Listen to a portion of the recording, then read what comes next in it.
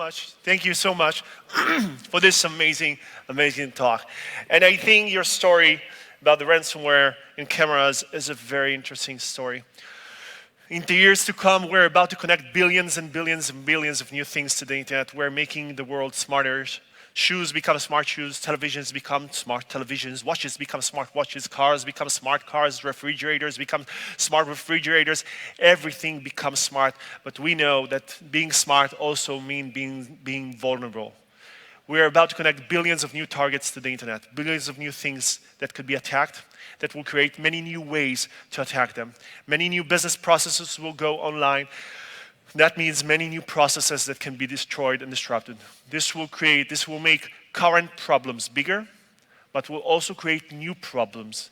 And we will need to find new generation of startup companies that will be able to solve those emerging problems. And our responsibility grows because we must move from being problem solvers to innovation enablers. We have to make sure that cybersecurity issues do not hinder the world's progress. And that's a big responsibility.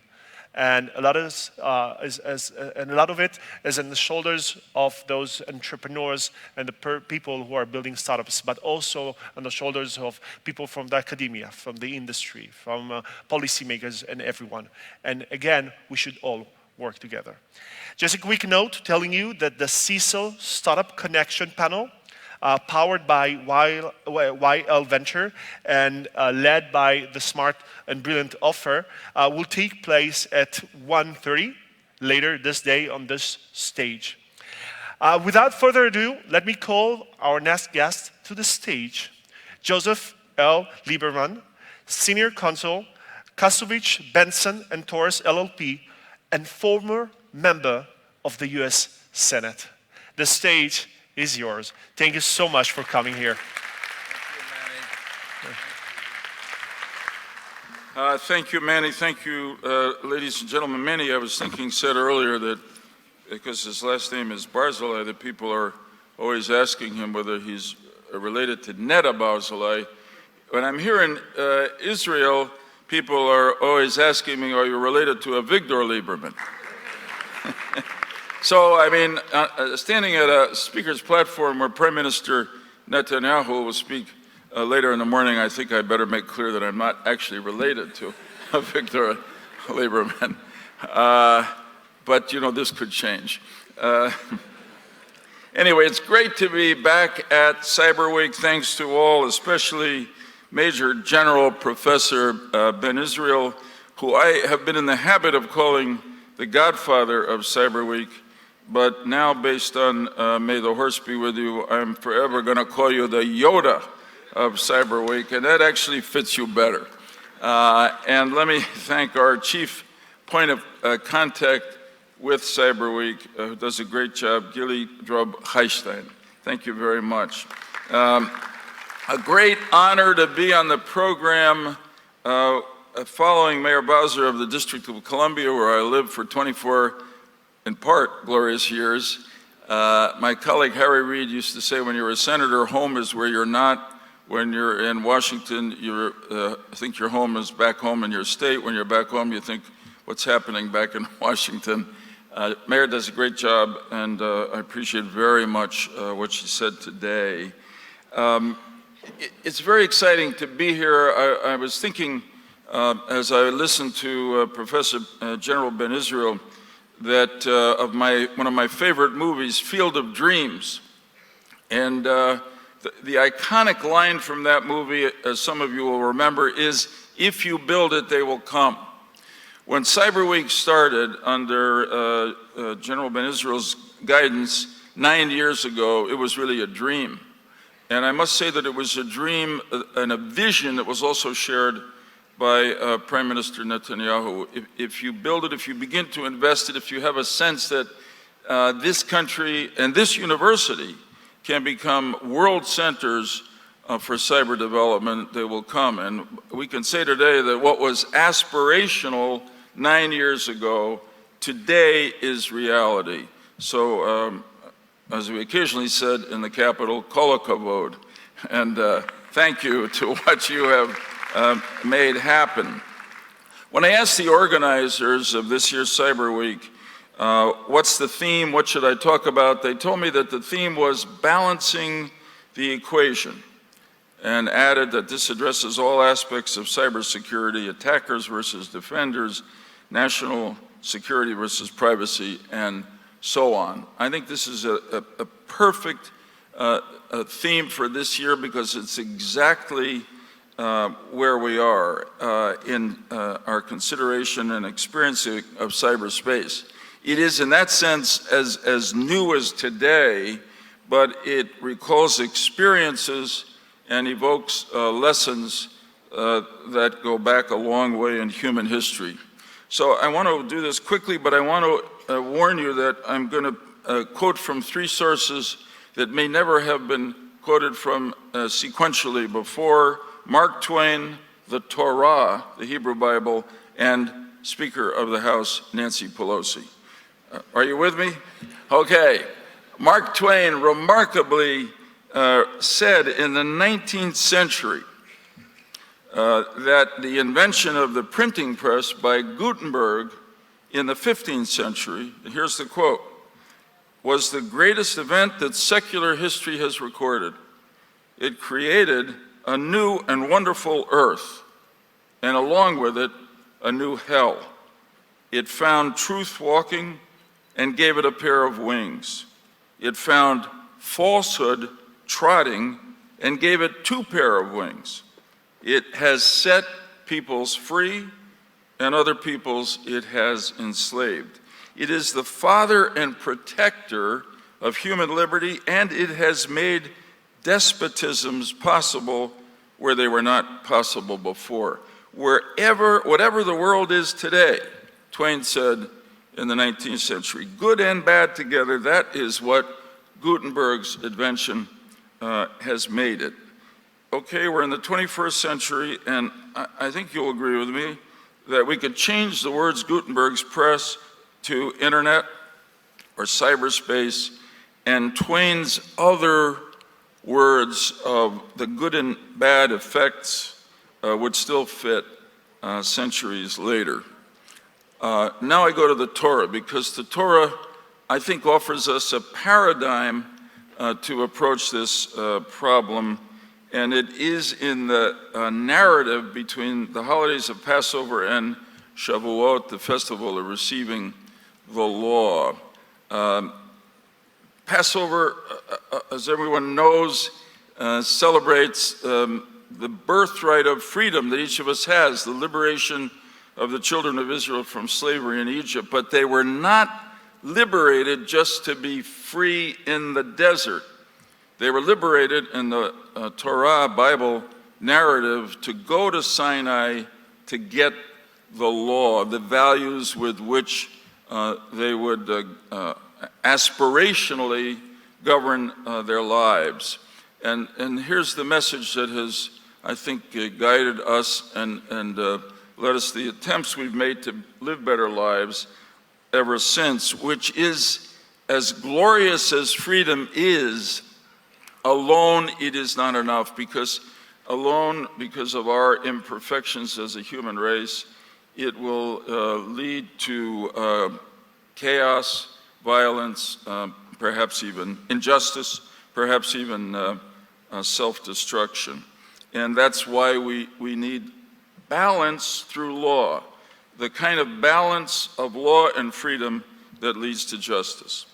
To make a long story short, in our development of the internet, with all its wondrous applications and opportunities for each of us, we have been, for the most part, celebrating Passover, as it were. We've been experiencing freedom, and yet and all the excitement that goes with it, and yet we're seeing in so many different ways that our dependence on the internet creates vulnerabilities on cyberspace, and that cyberspace, of course, can be misused. And now the government particularly tries to step in and create laws and regulations embracing values that hopefully will balance, will protect the glory of cyberspace and protect us from its misuse.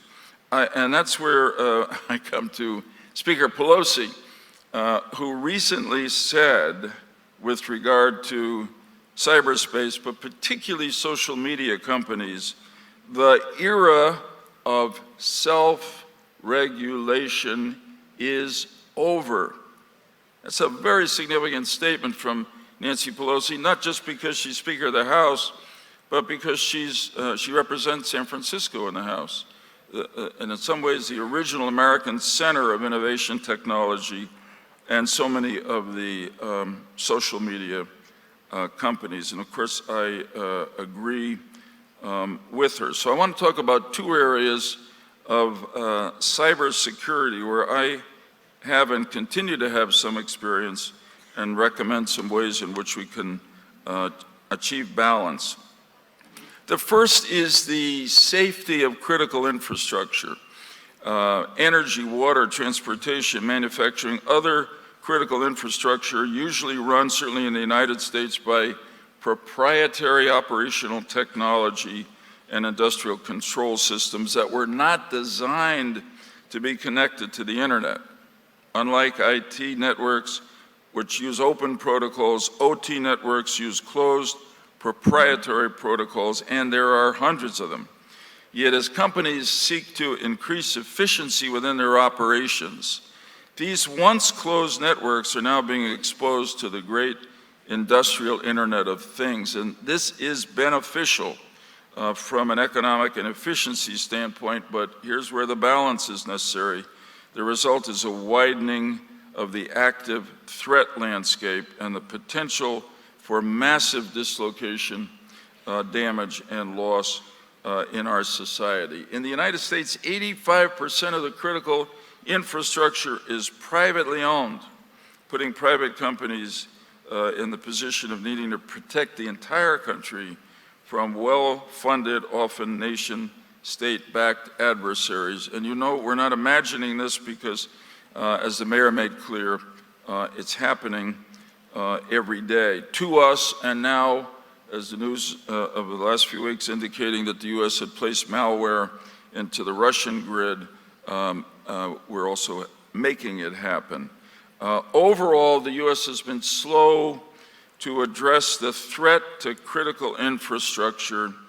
I worked on this a lot in my last 5 or 6 years in the U.S. Senate, and there were two things that worked then. One was that a certain number of my colleagues knew there was a problem, but reacted to it ideologically, and in a way that I thought was not fully informed, if I may say so respectfully, which was that we were trying to over-regulate. And of course, what we said was that we were trying to protect our homeland security. At that time, there was intense lobbying against the most modest steps we were trying to take, which was to create public-private standards for cybersecurity and to reward companies that met them by protecting them from liability for consequences of their own systems. Congress is still moving slowly on this, although doing better. But what has changed in the last 5-6 years is that there have been a number of highly visible, damaging attacks on cyber networks of very prominent companies. They've had significant cost to the companies. In some cases, they have led to the dismissal of the CEO or the general counsel, and there is now a growing desire from within the companies themselves to protect their cyber networks better. For those of you involved in this field, you know that, but I would say in the United States there is a great and growing market for good cybersecurity systems and equipment. I want to recommend just a few steps that government can take in this area to try to accelerate what's already happening in the private sector. The first is there ought to be immediate action by the appropriate U.S. agencies to define cyber protection standards, as we try to do in law, for higher risk areas such as, for instance, nuclear power. And those standards ought to be developed through private-public cooperation like the existing NIST framework in the Department of Commerce. Secondly, as I mentioned briefly, critical infrastructure companies are being attacked now as if they are state entities as a way to hurt our country, but they're private. To address that imbalance, I think it's important for the government to be generous both with grants and incentive programs to help companies meet a higher standard of security, which they're doing on behalf of the society. One example of such a program that in a way sort of snuck into the law that I was privileged to be part of writing after 9/11, which was to create the Department of Homeland Security in the U.S., we adopted something called the Safety Act. And there are some people who know about it, a lot of people who don't, but this is a classic of an incentive system that government can create. Safety stands for the support anti-terrorism by fostering effective technologies. Safety. Safety Act provides incentives for the development and deployment of anti-terrorism technologies by creating a system of risk and litigation management for companies and technologies that go through an application process and receive Safety Act certification. This can be first helpful to the companies as a kind of marketing tool, a kind of good housekeeping or good cyber keeping seal of approval from the Department of Homeland Security, but it also has the practical effect of limiting liability in the case of an actual attack and the consequences that flow from it. Second area I want to mention is social media, and this is very different. A different example of a misuse of the wonders of cyberspace. Social media and other forms of cyber communication have become tools for those seeking to spread hate, violence, radicalization, extremism, and terrorism. Now, I understand all the free speech First Amendment and the U.S. questions involved here, but none of what I'm thinking about and just described broadly is what I would consider a speech protected by the U.S. Constitution. Let me give you just a few recent examples of the impact of the internet and what you can inhale from the internet on people's lives. Internet videos help radicalize the Orlando, Florida nightclub shooter who killed a large number of people. And anti-Semitic, white supremacist social networks have stimulated, inspired, motivated that two individuals, one in Pittsburgh, the other outside of San Diego, who in the last year went into synagogues and killed people. In Christchurch, New Zealand, on a single day, a single individual went into two mosques and killed 50 people, and it's very clear that he was radicalized over the internet and used online streaming to seek notoriety for what he had done. And just another example from Europe, Manchester, England, arena bomber, which many of you will remember, killing over 20 people, learned how to make a bomb from YouTube. This Wild West approach in social media can't go on. Greater balance through appropriate and thoughtful regulation must be established. There's a role here for law and even for litigation. Many of us worked in the, what I'd call the pre-Sinai period of the development of cyberspace with social media companies to urge them to voluntarily curb hateful content, but without real success. At first they said there was no connection. Second, they said it was impossible to do it. Now they're beginning to respond, and so is Congress within the United States. Up until this time, social media companies have been protected by something called Section 230 of the Communications Decency Act. Wonderful title for a law in the United States.